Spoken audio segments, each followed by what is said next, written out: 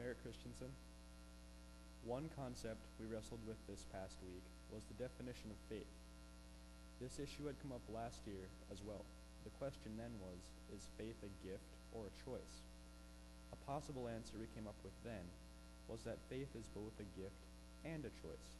We had described it as something around the lines of faith being given to us and that we have the choice to accept it or not.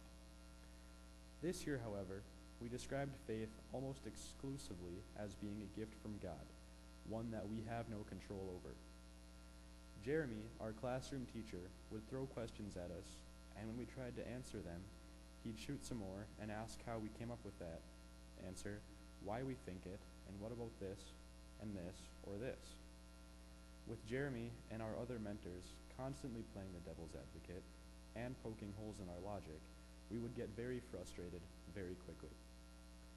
We spent time all week carefully defining faith. In the book we read before going to the program, Why Christian?, Douglas John Hall liked to define things by initially telling us what those things are not, which is how I'll start defining faith right now. It's not under our control. It's not how much we believe in God. It's not blind. That is to say, doubting and questioning are encouraged and even expected. It's not a skill or attribute that we can improve like a muscle. It is a gift that God has given to us. One way I personally like to think about faith is through a metaphor I came up with earlier this week. Since faith needs to be so carefully defined, discussing it can get confusing. Because of this, I thought it a good idea to put it into terms we're more familiar with. Let's say that faith, metaphorically, is a material gift given to us, perhaps a musical instrument. We can't improve the instrument itself, but we can improve on how we use it. If someone gives you a violin, you're not going to improve the violin, but you can practice it and get better at playing it. This is how I believe faith works. You'll never strengthen or improve your faith, but you can ask questions, open up your mind, and better the world by helping others in the name of faith. Another idea is one thought of by Chris Vargas, one of my fellow students at the program, who also happened to be in my small group. He suggested that faith and belief are two separate things that go hand in hand. Faith is our foundation as Christians, and belief is the building that goes on top of that foundation. He differentiates between faith and belief by stating that faith is the part that comes from God and not under our control, and belief is our end of the deal. This mindset is useful in remembering, primarily, what I've said so many times about faith, that it is a gift not under our control. Let's take a look at another part of the verse that Stella read. Salvation comes through faith. Great, since faith is a gift, then salvation is completely taken care of for us.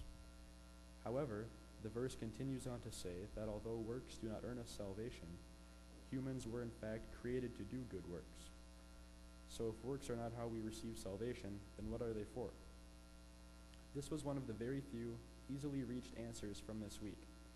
We are supposed to do good works for the sake of our neighbors. We are not meant to help others for our own sake, but for theirs. I saw an example of this while my small group was off on our service learning project Thursday morning. People too often tend to think of service projects as being strictly work, things like painting, building, repairing, or volunteering. While this is what service projects do usually consist of, it's not the strict definition. For our project, we walked to the Scallywags bike shop. We didn't clean the place, fix the roof, or help anyone fix their bike. We merely listened to Benjo, one of the owners, tell us his incredibly interesting vocation story. He and his friends had started a Bible study on the West Bank in Minneapolis, a violent, drug-infested area. Since this obviously wasn't the ideal location to have a Bible study, they moved out of there and began building bikes in a safer section of the city. They would ride the bikes they built around the city while wearing jackets which read, "Scallywags, Jesus is Lord." They had no bike building skill whatsoever and ended up in lots of accidents due to their poor quality. But they didn't quit. They got better and better while gaining more and more attention, some positive and some negative. Some of the positive attention came in the form of a man asking them to go to Rwanda, Africa, and teach the people there how to use and repair the bikes he had designed for them. In Rwanda, the main export is coffee, and up until the introduction of these unique bikes, they had little means to transport the coffee to where it needed to go. The scallywag showed the Rwandans how to ride and repair the bikes, and with this new mode of transportation, the Rwandan economy flourished. This is one radical example of one group of people using their faith to change the world. I say radical because not everyone's vocation, or calling, will draw them to change the world as drastically as they did. The point is that although we are saved by the faith that is given to us, we are not supposed to be idle. We are meant to help those around us for their sake. Some of us will lead a congregation, direct a choir, or what have you. Some of us will boost the economy of an entire country.